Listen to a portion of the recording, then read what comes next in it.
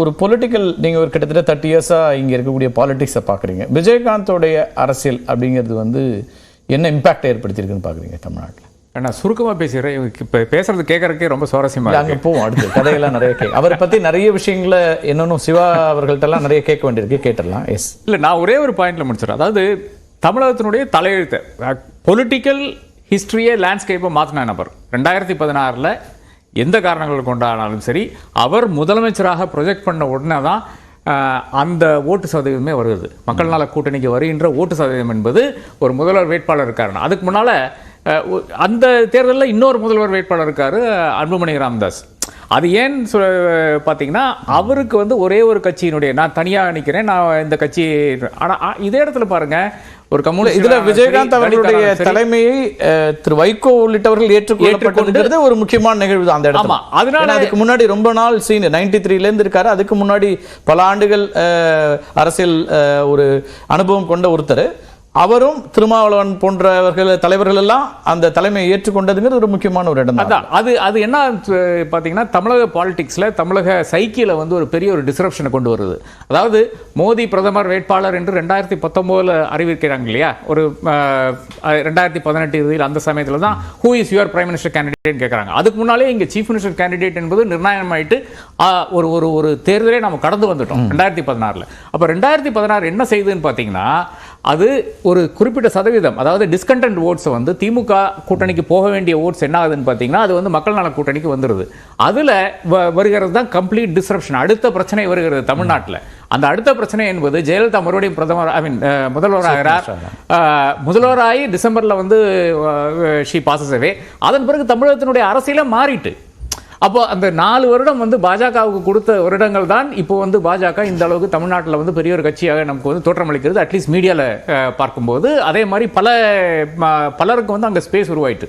இப்போ 2021 திமுக வந்ததுக்கு பிறகு கூட இப்போ திமுகவுக்கு இருக்கின்ற அந்த ஹனிமூன் பீரியட் கூட இல்லாத ஒரு நிலைமை தான் பார்த்து கொண்டிருக்கிறோம். இது யார் கிரியேட் பண்ணான்னு பார்த்தீங்கன்னா, விஜயகாந்தினுடைய, அது தெரிஞ்சோ தெரியாமலோ என்பது அடுத்த விஷயம். ஆனால் அது முக்கியமான ஒரு வெற்ற அவர் சொன்னார், நான் முதல்வர் கேண்டிடேட் ஆனால் நான் வந்து நிற்கிறேன், உங்களோட நிற்கிறேன் அப்படின்னு சொன்னார். அப்போ அந்த அளவுக்கு யோசிக்கக்கூடிய மனிதர். அப்புறம் இந்த பக்கம் பாருங்க, ஈழ பிரச்சனையானாலும் சரி, காவேரி பிரச்சனையானாலும் சரி, பாக்கி மொழி பிரச்சனையானாலும் சரி, இது எல்லா பிரச்சனைகளையும் வந்து கன்சிஸ்டன்ட் ஸ்டாண்ட்.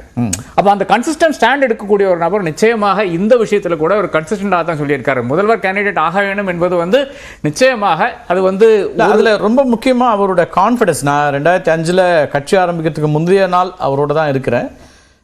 அவர் 2006 ஆட்சி அமைப்போன்னு உறுதியாக நம்பினார். எனக்கு அது உண்மையாலுமே ரொம்ப ஆச்சரியமா இருந்துச்சு. அரசியலை உற்று நோக்கக்கூடிய ஒருத்தனா எனக்கு வந்து என்ன இன்னும் கட்சியை தொடங்கலை, நாளைக்கு தான் தொடங்க போறாங்க, பேரை யோசிச்சுட்டு இருக்கிறாங்க, தேமுதிக தானன்னு உறுதிப்படுத்தலை. ஆனால் அவர் வந்து உறுதியாக சொல்கிறாரு, அங்கே இருக்கக்கூடிய எல்லாரையும், சந்திரகுமார் இருக்கிறாரு, தங்கமணி இருக்கிறாரு, மற்ற எல்லா ரசிகர் மன்ற தலைவர்களாக இப்போ இருக்கிறாங்க. 2006 நம்ம ஆட்சி அமைக்கிறையா, சந்திரகுமாருக்கு வந்து நீ தான் பால்வளத்துறை அமைச்சர், ஏன்னா அவர் ஆவின் டீலர், நீ தான் பால்வளத்துறை அமைச்சிருக்கிறாரு. அவங்க நம்புகிறாங்க. எனக்கு தெரிஞ்ச அந்த வெற்றி அல்லது அவங்க கிடைச்ச அந்த வாக்குகள்ங்கிறது கூட அவருக்கு இருந்த நம்பிக்கை பிளஸ் அவரோட இருந்தவங்களுக்கான நம்பிக்கையாக இருக்கலாம். அவரை வந்து ரொம்ப முழுசாக நம்பினாங்க. ஒரு லீடர்ஷிப்பு அவர் எடுத்துகிட்டு போவார் நம்மளை அப்படிங்கிற ஒன்று. நீங்கள் 2011 கூட ஒரு எதிர்கட்சி தலைவர், எனக்கு தெரிஞ்சு அதை தான் அவர் வந்து பொலிட்டிக்கலாக அது சரியா தப்பாங்கிற முடிவுகள் எல்லாம் தாண்டின்னு சொன்னார். 2011 உள்ளாட்சி தேர்தலுக்கு முன்னதாகவே அந்த மோதல் வந்துருச்சு ஜெயலலிதா அவர்களோட. உள்ளாட்சி தேர்தலில் ஒன்றா நின்றுருந்தா கட்சிக்காரங்கெல்லாம் பவருக்கு வந்திருக்கலாம், வேற மாதிரி சினாரியோ ஆயிருக்கும்லாம் சொன்னாங்க. ஆனால் அந்த இடத்துல அவர் வந்து தனக்கு என்ன தோன்றியதோ அந்த சேலஞ்சை கொடுக்கக்கூடிய ஒரு மனிதராக தான் அங்கே இருந்தார். நான் 2 கட்டங்களையும் பார்க்குறேன். அதாவது 2006 உள்ள வந்த விஜயகாந்த் அப்போ எங்கூடையெல்லாம் பேசிகிட்டு இருப்பார். நான் அவர் வெளியே வந்தார்னா, அதிகமாக வந்தது கிடையாது அசம்பிளிக்கு. வந்த தருணங்களில் வந்து நான் வாட்ச் பண்ணி நான் எந்திரிச்சு போய் உட்காந்து அந்த இதில் உட்காந்து கொஞ்சம் ஒரு டீ நானும் அவரும் சாப்பிடுவோம். அந்த டைம்லையும் பார்த்துண்டு இவனுக்கு என்ன வாய்ப்பே கொடுக்க மாட்டானுங்க, நான் வந்து உட்காந்து என்ன பிரயோஜனம், என்ன பேசி என்ன ஆக போகுது, ஒரே ஒருத்தன் தான், ஒரு வாய்ப்பு தான் கொடுப்பாங்க, எனக்கு எவ்வளோ மாநிலத்தில் பேச வேண்டியிருக்கு. நான் சொன்னேன் எல்லா மாநிலத்திலும் பேச ஒரே மாநிலத்தில் பேசியிருங்க அப்படின்னு, அது கூட கொடுக்க மாட்டாங்க அப்படின்னு சொல்லிட்டு நிறைய பல கட்டங்கள் அவர் வந்து பேசியிருக்காரு. ஆனால் அது ஆளுங்கட்சி தரப்புலேருந்து பார்க்கும்போது கொஞ்சம் கிண்டலாக கேலியாக அவரை வந்து நகைச்சுவையாக பார்த்த அந்த தருணங்களும் இருக்கிறது. அதே தான் 2011 திமுகவுக்கு பெரிய ஒரு அடி வருகிறது. என்றால் அந்த கேம்பெயின்ல அவர் கேம்பெயின் போனார், அதுக்கு பின்னால் வடிவேல விட்டாங்க. அவர் இவர் அப்படியே மிமிக் பண்ணி பண்றதெல்லாம். ஆனா இந்த அரசியல் களத்துல வந்து பாத்தீங்கன்னா 2 பேர் இருக்கும்போது உள்ள வந்து வெற்றி பெற்ற ஒருத்தரா இருந்தாரு. ஜெயலலிதா அவர்களும் சரி, கலைஞர் அவர்களும் இருக்கிறாங்க, ஆக்டிவ் பாலிடிக்ஸ்ல இருக்காங்க. அண்ட் 2 பேருமே அவரை கூட்டணிக்கு அழைத்த காலமும் இருந்துச்சு. அதிமுக அழைத்து சேர்த்துக்கிட்டாங்க. கலைஞர் வந்து பழம் நழுவி பால்ல விழுன்னு சொல்லக்கூடிய இடத்துக்கும் இந்த ஒரே ஒரு பாயிண்ட் மட்டும் முடிச்சிடறேன். அதாவது இது பார்த்தோம் நாம, அதாவது 2006 இருந்து 2010 வரையான காலகட்டத்தில் கொஞ்சம் டென்ஷனாக தான் இருந்தார். அசம்பிளிக்குள்ள வரும்போதும் கொஞ்சம் he was not all that comfortable. ஆனா அதுக்கப்புறம் ஒரு மனிதனை பார்க்குறோம்.